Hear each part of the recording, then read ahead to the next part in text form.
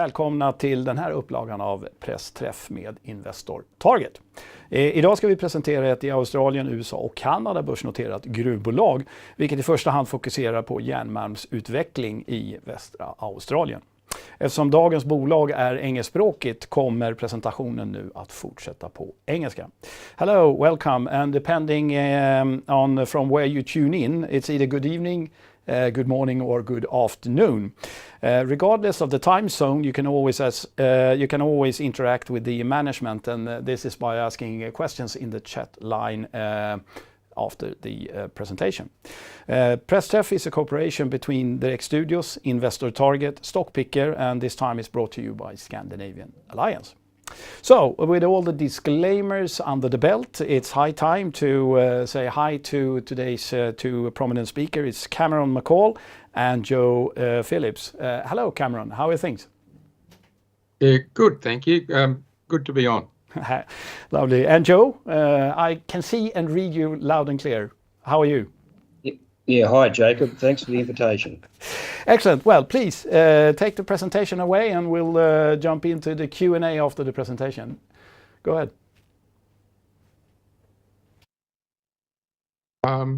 We're going to put the presentation up.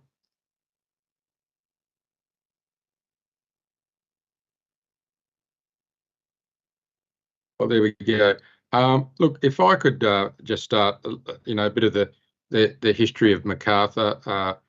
MACARTHUR acquired these the iron ore tenements about 15 years ago, circa 2005 actually, and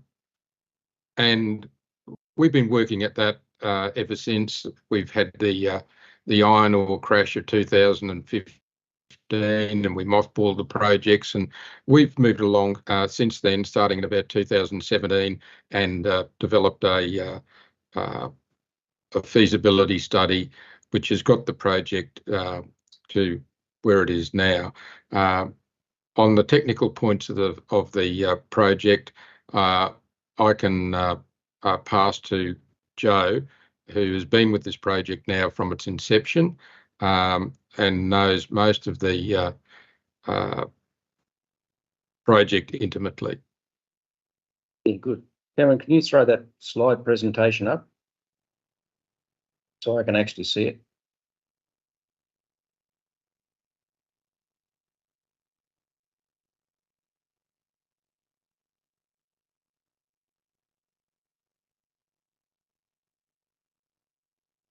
They wanted us to work off the same screen, but we're 100 kilometres apart, guys. Hence the tyranny of distance. Yeah, hence the tyranny of distance in Australia. Yeah. There we go. That's that. Yeah, it's blurry on my part, but look, this is basically. The story on this chart is we did a feasibility study based on 3 million tonnes a year. Now the project's a large one. We've got 1.3 billion tonnes. The purpose of this slide was to demonstrate that if a person with a decent balance sheet came on the scene and actually operated the asset, there's a lot of value that they can drive by increasing the tonnage and getting some economies of scale. That was very important. We cut our cloth on 3 million tonnes per year of concentrate purely for the fact that we were trying to keep our capex down to a level that was digestible for a junior mining company, which was sort of around the 500 million US mark. But as the slide will demonstrate, if a major group came in and wasn't constrained from a capital perspective and could use its own balance sheet, there's a lot of value that could be released in the project itself. So hence that slide. One of the things we'll talk about tonight is that the project is so advanced. I mean, I've spent 15 years of my life putting it together. It started off as a greenfield site. We did an enormous amount of drilling. They had 5 rigs going 24 hours a day. We got it to a point of 1.3 billion tonnes back in 2010-11. At that point, I shut the rigs down. There was no point doing any more drilling. We actually had a resource. And then what we did was we have effectively value added that since then. So we've done a whole range of applications for mining leases, native title clearance, heritage clearances, all of the complicated things these days in modern mining environment. Over on top of that, we did baseline environmental studies, stage 1, stage 2, over the areas. So we've got a very, very high level of confidence that we've got no rare and endangered species. And in actual fact, we actually had EPA approval for our surface-based hematite to come off, given the fact that we identified no major environmental or cultural or heritage issues over the top of the site. Now, moving forward with the magnetite project, we will require further EPA approvals. But as I said, the key risks to this project being, a rare or endangered or a species hasn't been found over that period of time. We've spent millions upon millions of dollars doing our studies, and that will come to bear on the magnetite project. As you can see, the project is located in a key iron ore area of West Australia. Currently, Mineral Resources Limited is moving out about 7 million tonnes of hematite ore a year. There's an existing heavy-duty rail network. There's an existing government-owned port, all of which is open access.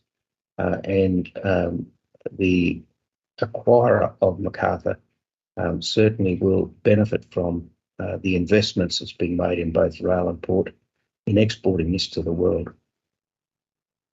I'll go to the next slide, please. So the next slide identifies, I can't actually read it, so I'm just doing this from memory, but the next slide identifies some of the key areas around us, and we've focused principally on the Moonshine and the Moonshine North areas, but MACARTHUR does have access to significant other tonnage in the 800 plus square kilometres of tenement that we actually control. So, this is not a postage stamp. This is a very, very large tenement package. And we started drilling back in 2007 at a place called Snark. And we ended up drilling 30 kilometres to the south at a place called Moonshine. So the feasibility study has been premised upon 2 deposits, Moonshine North and Moonshine South.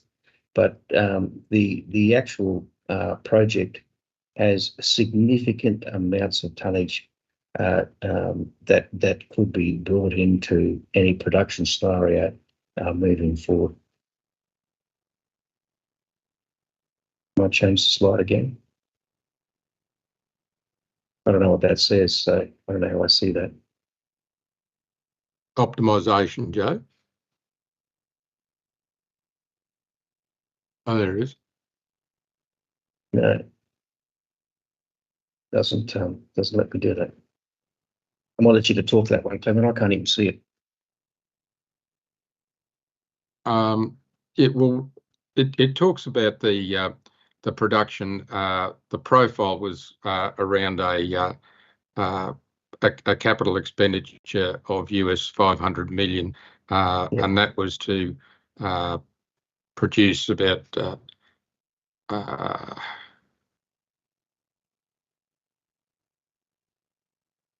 237 million tonnes of ore for a 25-year mine life. Yeah.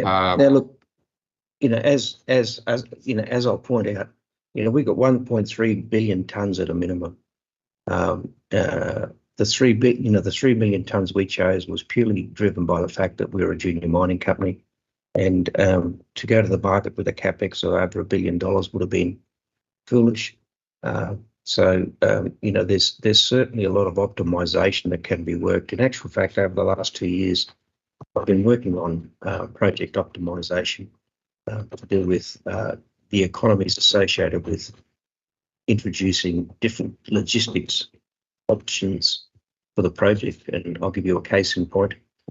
Over 5 million tonnes a year, the use of rail as opposed to road haulage across to the railhead becomes an option, and it significantly reduces the road haulage tonnage, and specifically we're using an 8 to 10 cent per tonne kilometre rail haulage option. Using rail, it drops down to 3 or 4.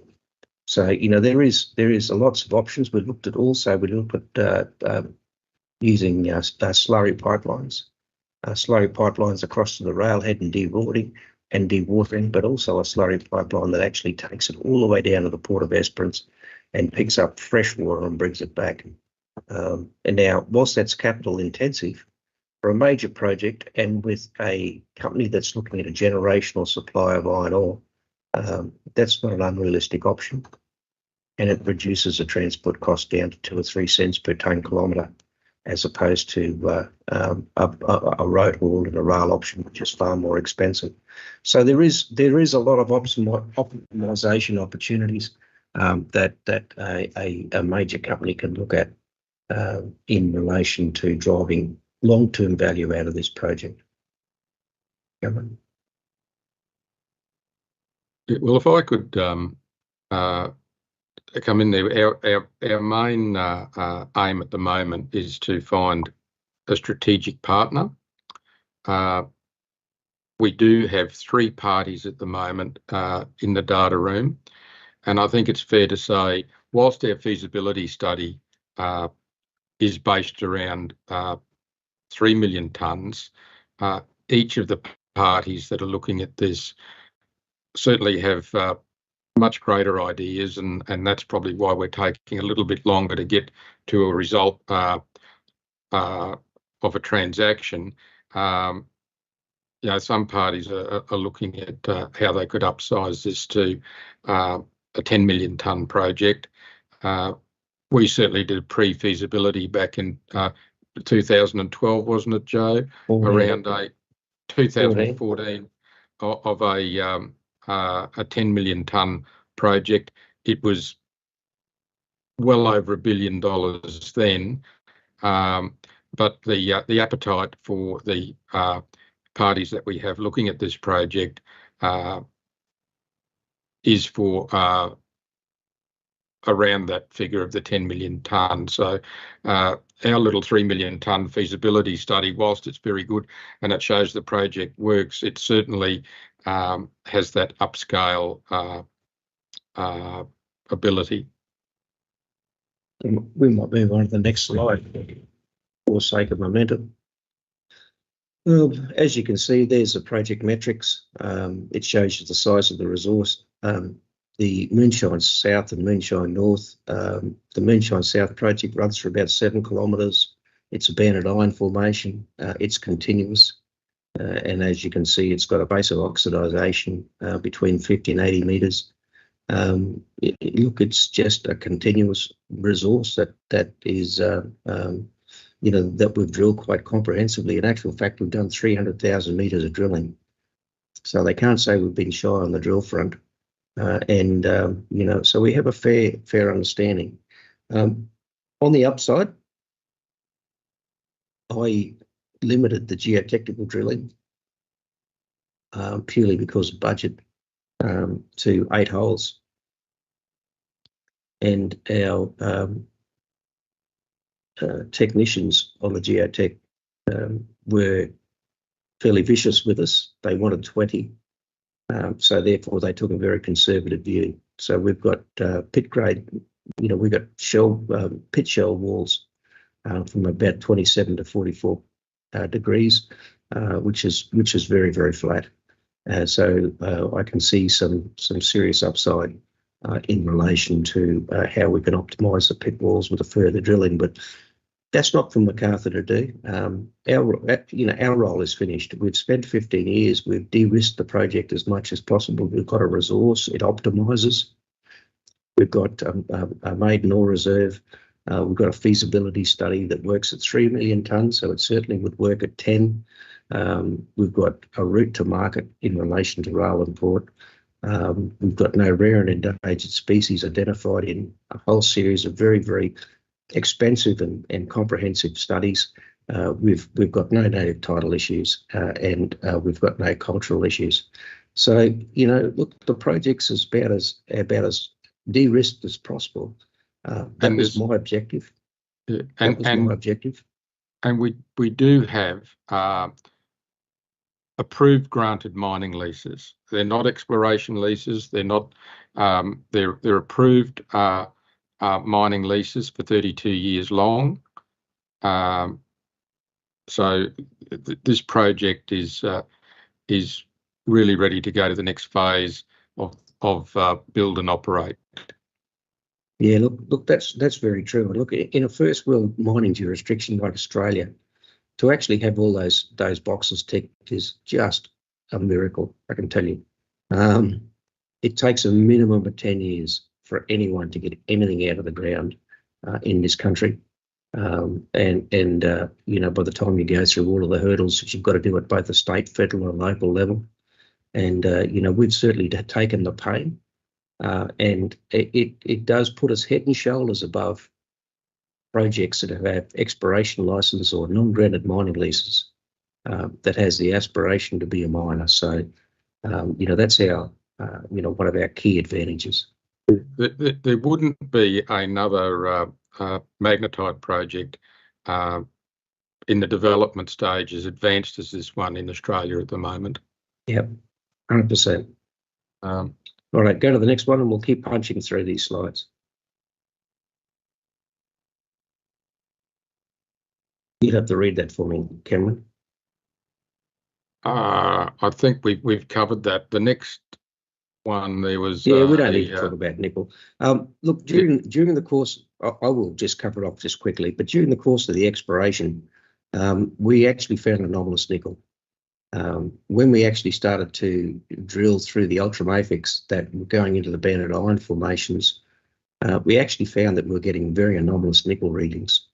And that's nickel in the 2,000 plus ppm range. So we actually went back late last year and actually had a look at that. And we had over 300 occurrences of drilling that actually went through nickel. In actual fact, some of the early holes I did in 10 and 15, holes 10 and 15, we actually had 100 plus meters of anomalous nickel. The interesting thing about that is that's a secondary project that a company that takes on our tenements could actually start to explore, because they're quite significant readings. Over and above that, whilst we were drilling geotechnically last year for our feasibility study, we actually hit nickel sections as well. But as I said, you can't be all things to all people. I mean, we're an iron ore company at this point in time. Whilst the nickel is very interesting, we need to focus on getting the iron ore away, and the nickel can come second. Okay, Cameron. Next slide is Strelley's Gorge. Strelley's Gorge. Look, these are assets we have up in the Pilbara. We have Strelley's Gorge and we also have Tambora North. These are projects that are adjacent to existing iron ore operations, one owned by, actually both of them are owned by Gina Reinhardt. They're assets that Gina is mining right up to our border. And, they're sort of value adds that MACARTHUR can put into any sale process. We've got next. We've got Mount Jackson. That's that's up near. That's just adjacent to Chris Allison's MRL. Mount Jackson was a mine that was mined by Cleveland Cliffs, and before that, Portman Mining. We picked up some tenements adjacent. They may have some prospectivity, but it's not a company maker. Now, if we move on, and I know Joe would love to talk about Infinity Mining, because in the spin out, Joe runs that. But we had a very successful spin out of our non-iron ore assets into Infinity. We have remained a 22% shareholder, being the largest single shareholder in Infinity. And it's got some very interesting things happening on the lithium front. Yeah, look, the hottest property in Australia in lithium mining and rare earths is the East Pilbara. Infinity holds approximately up to 1,000 square kilometres of area there. We've been, I suppose, in the 2 years that it's been listed, we've been cherry picking the properties that we've got, trying to find the ones that give us a great amount of opportunity and promote in lithium and rare earths. And South Tambora has come up as our champion at this point in time. We are picking up off ground at surface up to 3.8% lithium oxide, as well as rubidium and other lanthanide light minerals. We've done 2 drill campaigns, 2 scout drill campaigns. Look, lithium's not like a normal mineral. It fractionates out from younger granites. It goes into the structures of greenstone, so it's quite hard to delineate with a drilling program. But we've been able to effectively map it at surface, rock sample it at surface, and get great results. I mean, absolutely first class. But when you try to drill it, it doesn't follow the normal methods that minerals do in relation to laying down in the earth.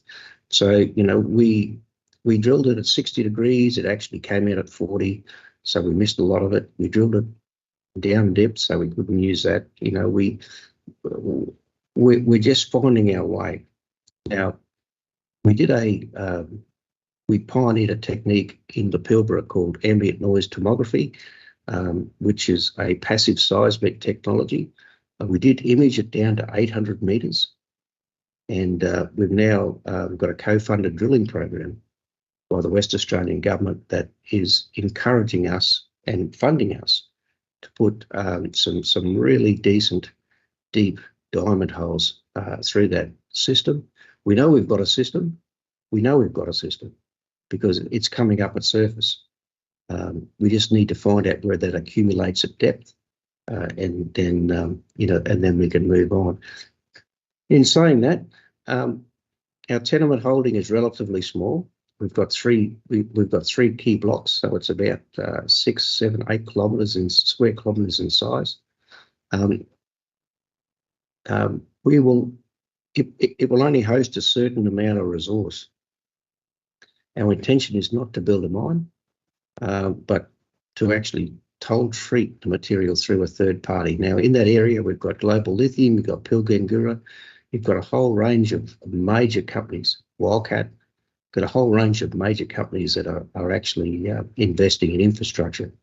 So our intention is to create the opportunity and let others come through and exploit it. I learned a lesson from MACARTHUR. 15 years of solving all the problems doesn't necessarily mean you're adding value to shareholders. You might be adding value to the project, but it's really about what people are prepared to pay. And, in this instance, we're going to delineate the resource and put it in the market. Sorry, Cameron. Well, that's about MACARTHUR in a nutshell. As I said, we are seeking interest from strategic partners, or as it turns out, from the 3 interested parties that we've got in the data room, that it may involve the sale of a project. If you ask me honestly, from the 3 deals that may eventuate, it could eventuate in a sale of the project. It could eventuate in the iron ore project going into another special purpose vehicle of which we would be a shareholder, or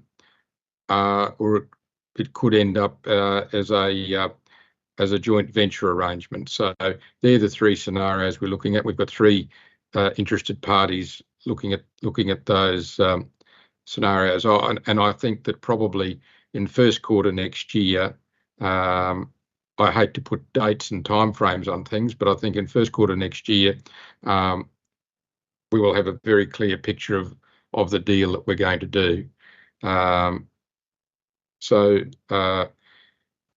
Without any further ado, I'd like to throw it over to any questions that we might have. Very interesting with Australia and the western part there. In Lake Giles, I believe you have an offtake agreement with Glencore. And Glencore isn't just anyone in the middle of the road when it comes to trading commodities. Who initiated that, and how did that happen? Yeah, look, I've been dealing with Glencore for a decade. I don't believe in doing offtake agreements lightly. You see junior mining companies run out and find a Chinese customer or something, and when they've got exploration licenses and, you know, the hope of a find. I waited till we actually had everything locked out. We had mining leases. We had, you know, we had a resource in an indicated and measured capacity. Glencore's been on my property probably 5 times over the course of the last decade. And I walked them over the resource. I've shown them what we had. I've taken them down to our port. I've driven them along our rail line. And it was if you want to know who approached who, it was a bit of a natural nexus. We got to a point where we were doing a feasibility study, and to add value to the feasibility study, actually having an offtake partner was very important. And hence the reason I had a chat with Peter and Yottish, who were the head of iron ore for Glencore, both people who I'd known. And I went across to Zorg, and it was really straightforward. I mean, they have an appetite to put forward a forward portfolio of magnetite projects moving forward. Now, magnetite's going to be a very important commodity in the world, and we'll discuss that later on. But they have a charter to do that. I didn't ask them for money. You know, Glencore's name itself is sufficient. But what we did do was we had the ability to negotiate a contract whereby they had the first 10 years worth of offtake, and I had the ability to claw back 70% of it with a strategic partner. So if I had a strategic partner like a Mitsubishi or a steel mill in China, and they required the iron ore, you know, the magnetite specifically for their purposes, I had the ability to claw back 70% of that offtake. So that flexibility was very important to me, and hence the reason why we did a non-conventional offtake arrangement whereby whilst they had the ability to take 100%, they also could lose 70% of that offtake if I sold it to a non-traditional, a non-trading company. So yeah, look, you know, we're very honoured to have such a good name. You know, MACARTHUR's been a very tidy company. Let me be specific. Back in 2010-11, you know, we did a financing with Macquarie Bank in Toronto, and we also did a $50 million board deal with Toronto Dominion, which is a bank in Toronto. Now, I can't put my hand on 3 or 4 companies in the world that have done, you know, junior mining companies that have done deals with banks. So, you know, we've had the due diligence of Glencore, and I can tell you they're very strict. To put their name to a project is serious business for them. And same with the banks that we've done business with. I mean, you know, they've been through our projects. They've set their technical teams over. They've absolutely been in all the ups and downs of our, you know, of our processes, and you know, they were prepared to put their name behind it. So, you know, we're a tidy little company. There's no doubt about that. And you know, my background in Australian government, stands testament to the fact that we want to make sure that we do things properly. But it would be fair to say here that it is a seal of approval, and if you throw in high-profile bank names, that really tells you, well, would tell the market that you're sitting on interesting assets. I'd like to ask you one thing and expose my ignorance, and that's the high magnetic concentrate. And I believe that it will fetch a premium vis-a-vis normal iron ore assets, and you often hear words going around like green steel and stuff like that, but could you just enlighten us there, and so we can understand the value proposition? Yeah, look, it's a very simple story. Look, we're probably 10 years ahead of the curve. So when I started with this project 15 years ago, we were 25 years ahead of the curve. And what's caught up with us over that period of time is government's commitment to reducing CO2 emissions. Now, CO2 emissions, the steel industry accounts for about 10 to 12% of all CO2 emissions in the world. That technology is very old. It's using blast technology, blast furnace technology. It's using hematitic ores, and it's using met coal as its reductant. Okay, and the byproduct from producing steel is CO2. Real simple. Moving forward, if we want to move to a net zero position by 2060, 2070, or 2050, we've actually got to transition all of the global steel making across to arc furnaces. We've got to use high quality magnetite pellet feed or direct reduction iron ore. That's plus 66% product with low silica and impurities. And we've got to use hydrogen as a reductant. And the byproduct of producing steel is not CO2, but H2O. It's water. It's really simple. There's no other solution. Now, Cameron and I have talked with major mining companies globally, and they've all got divisions now that are starting to put positions together in relation to long-term sources of magnetite, high-grade magnetite ores. And it's purely driven by the fact that the governments globally are moving us into this cleaner environment. So the days for blast furnace, old 60s, 50s technology is finished. The USA is a good case in point.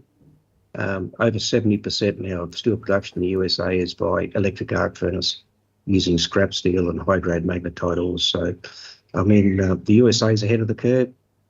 China, which is a major steel producer, is probably at the back of the curve. Europe's somewhere in the middle. And, you'll find that as we move forward, magnetite. And with your assets there close to one of the big consumers, China here, that would give you a geographical advantage, I take it. If we look 100%. If we look at the Infinity here, which is a divestment, if I understand it correctly, and you extrapolate the assets that you have, would you be for sale? Yeah. In actually MACARTHUR being for sale, or the project being for sale? Well, project for one, or one could extrapolate Offtake's agreements and the quality that you have in your assets. Well, look, I can say we're committed to our shareholding in Infinity with MACARTHUR. We've done everything we can with that iron ore project now from our capability as a exploration and development company. We would like to stay with that through to production. The project is definitely, we would look for a strategic partner. And in that strategic partner, we would be looking for someone who would want to build and run the project. We're not opposed to the fact, and as I said, that we do have a party in our data room at the moment that would look to buy the entire project. Now, if we sold the project, it is my view that if we sold it we would definitely be looking for a royalty for our MACARTHUR shareholders, and we have been talking about that with the interested party, and they're certainly interested in that. In fact, in any shape or form that we sell this, we would be looking for a long-term tail royalty for our MACARTHUR shareholders that would provide generational income into the future for the shareholders. And going forward, we would certainly be looking at investing in other opportunities like Infinity. Interesting, but I also like the fact that you will, if you will to enter any deal, you know the value of your assets, so you will make sure you have some royalties there. The next milestone, you touched upon that. What can we expect the coming quarters? Not entangle ourselves in too many disclaimers here, but what should the market be looking for? Well, I would say that in the first quarter next year, that we would look to conclude a deal on the Lake Giles assets, either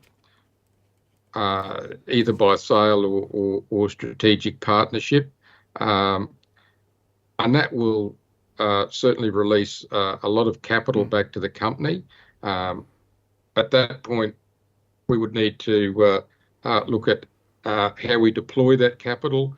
That may go into other investments. There may be a capital return to shareholders, a special dividend. There's all sorts of things, and we would certainly, if we're successful in getting a direct sale of the project, we'd certainly be taking advice as the most effective way to deploy that capital.